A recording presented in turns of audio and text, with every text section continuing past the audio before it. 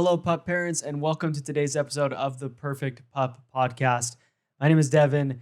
In this episode, I'm going to tell you why you are not using your dog's nose enough and why that's a problem, and of course, what you can do to fix that problem. So let's get right into it.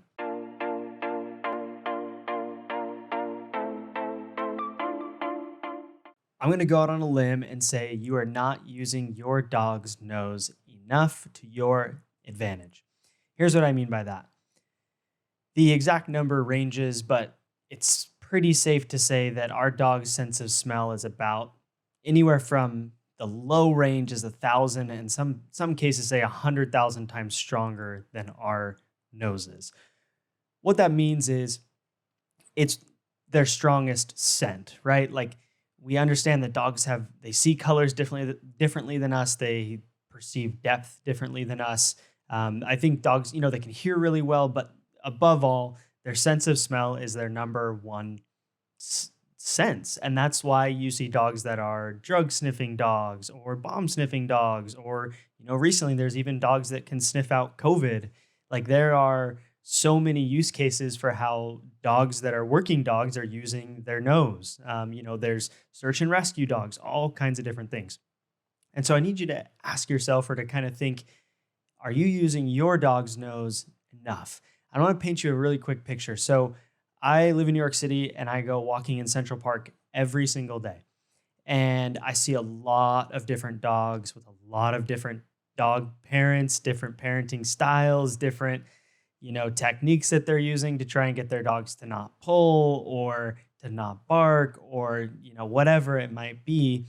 And one of the things that I see the most that I think is just such a mistake, and I make this mistake as well, so I'm not perfect on this, but is not letting people don't let their dogs sniff enough. You've probably been in this scenario where you're walking and you're maybe a little late on your daily schedule and you're like, I just got to get this walk done, need the dog to go to the bathroom. Every time your dog wants to stop and sniff something, you're pulling them along, you're trying to get somewhere. And you know what? It ends up typically being a little bit frustrating for you because you feel like your dog's pulling to go after smells. Your dog is frustrated because they don't have the opportunity to smell and interact with the world. And you come home from the walk and your dog is not very tired out. They may have gone to the bathroom, but that's about it. I see that scenario all the time. I see people pulling their dogs away from smells, and I understand it. I understand that sometimes you are in a rush and you do just need to get somewhere, but I want to talk about why this is a mistake. Our dogs, you already know this, cannot speak English, and even when they meet other dogs, oftentimes there's sometimes little barking or even no barking, right? Like dogs can have these conversations with their body language, but more so with their smell and the things that they are understanding when they smell. I've had it told to me, and I don't know how. I won't go into too much specifics because I think there's not exact science on this, but when your dog stops and sniffs, let's say a fire hydrant, right? Let's go with the cliche one. When they stop and sniff a fire hydrant, they are smelling all those other dogs that have gone to the bathroom there before. And from what I've been told, they can understand, if a dog is spayed or not spayed or neutered or not neutered. They can kind of judge what kind of dog it is, maybe the gender. There's different things that our dogs pick up, right? You and I, we walk down the streets, we see signs or we see buildings, and we read the signage that is on those buildings. Our dogs don't have the capability of doing that. They live and they understand the world through their nose and through smells. That's where they gather all their information. That's why when dogs go up to each other, they don't just stare at each other and bark. They communicate by going up and sniffing each other, right? And that is how they are getting to know this dog. That's what they do. That is how they interact. That is how they communicate. So bringing it back to your dog in particular, and let's talk about walks. There is such an opportunity when you take your dog on a walk to have it be enriching for your dog. And so these are kind of the couple things I want to talk about to how you can use your dog's nose more fully. So the first thing is going on walks with the purpose of sniffing. Seriously, it sounds absurd and it sounds like you might just be getting pulled every which way direction, but that's okay. Obviously, if you're working on leash training, you want it to be in a somewhat calm manner and be able to call them back and all that good stuff. But for those on video, you can actually see Buddy. He's sleeping in his little nook right here in his little cubby, and he is part pug, part beagle. He's a puggle, and the beagle in him, very strong sense of smell. He loves sniffing. And what my wife and I will do with Buddy is we will just say, Buddy's going to take us on a walk today, and we will go whatever direction he wants to go. And you know what? If what difference does it make? If you're walking for 30 minutes, do you really care about, okay, we have to go to this destination and turn around or do our specific loop? Like, just let your dog take you somewhere for 30 minutes. If you have 30 minutes, let them guide you for 15 and then turn around and head back with them still with them still kind of guiding the walk. Um, that has been super effective for our dogs because I think above all, it kind of makes the walk fun for them. I think a lot of times as pup parents, we look at walks as these chore or something we have to do, and we miss that opportunity to help enrich our dog's day by letting them sniff, letting them explore, letting them smell new things. And I think that's kind of a general thought too with our walks with our dogs is going on different paths, letting them explore new things or new areas of your town or wherever you live that are just going to let them understand and smell new things and have that enriching experience. So that's kind of one way how you can fix that problem of not using your dog's sense of smell enough. And the second way that I think is just as important is enrichment.